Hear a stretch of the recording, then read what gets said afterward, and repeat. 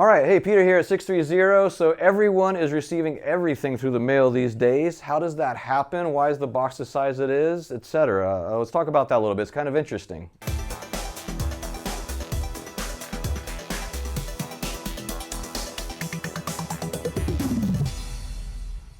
All right, so I've mentioned a few other videos that I do wear a lot of hats here. I manage the customer service team, and also I do quality control with the factories. I also manage our operations, which includes logistics, going from the factory to the warehouses, from the warehouses to you, et cetera, et cetera. So we're always working on more efficient ways, better ways to deliver a perfect product to you at a good price. And so there's so many things to balance, and so many limitations and restrictions on what we can do. For instance, to send a bike to you and have the shipping be as economical as possible, we have to keep the box within certain dimensions according to FedEx or UPS or whatever carrier is carrying the bike. And so when we are packaging the bike, we have to try and keep it within that dimension. Otherwise, the cost to ship the package starts to skyrocket and actually can make the whole operation completely unprofitable and not something that can be done. And so we really have to keep it within those proportions. So it's really an amazing jigsaw puzzle that we get to figure out along with the factory how to arrange these bikes in a nice, safe way, also within a certain size package. So there is that restriction there, because if there wasn't a restriction there, I would make the boxes a lot bigger, quite frankly. But FedEx does put a cap on how big a box can be. And they even include if the box starts to bulge a little bit and get a little bit bigger. And the reason for that is because it takes up room on the truck, and that room on the truck is, means that if there's overflow, they're gonna have to get more trucks, more drivers, more gas, et cetera, et cetera, et cetera. It starts to add up and it costs more money. So anyway, that's why the size of your box is the size that it is. Typically around 56 inches by 27 inches tall by about 8 inches wide. For a regular bike. An e-bike might be a little bit bigger, maybe, just a little bit bigger. So maybe 58 inches by 28 inches by maybe 8, 9 inches wide. That's about a typical bike box.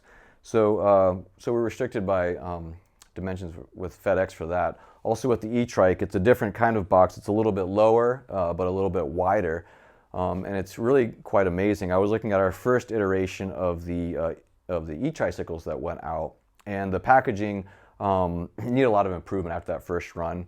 Most of them were pretty good, but there were some things that we found out, and we actually made 7 important improvements on that. And it's neat because earlier today, I opened up one of the first editions, and I opened up one of the ones that came in today, and you can just see the amazing amount of difference. And then we also see the amount of damages happening in transit going down significantly due to the changes that we've made. But what's really fascinating and interesting is that you still have to work with the same size box. So one of our, on the tricycle box, the box is actually overall is about 1 inch bigger than it used to be. That was to stuff the extra packaging in that we needed to protect the bike. But so anyway, if we had limitless potential or infinite capabilities or whatever, it had no restrictions, the box would be bigger and there would be more packaging material in it, but we are restrained by size to keep the bike economical. Obviously, if there's no limit on cost or whatever, or you don't care about spending twice as much for a bike or whatever, then accommodations could be made. But as it is, we have this certain limitation. So anyway, that's why the bike comes in the box size that it does. And obviously, we do the best with the packaging. And 99% of the time, perfect. It makes it through the brutal FedEx gauntlet just fine.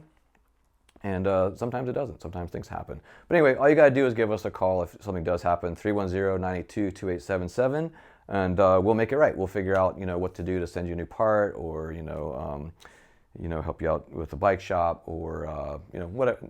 There's always a number of solutions to make things right for you. So anyway, just a little bit of insight into kind of how the bike gets from the warehouse to you, and also why the bike is in the box that it is, how big it is, and also why why it isn't bigger and better, so to speak. There's just limits to these things, to the cost, and trying to keep it economical for you. Okay, I truly hope that that was helpful for you. If you liked it, please do like it and hit subscribe. It helps grow our channel. And if you need any help at all, please contact us. You can call us at 310-982-2877 or email us at theteam@sixthreezero.com. Remember, 630 is spelled out SIXTHREEZERO. Theteam@sixthreezero.com. Thanks.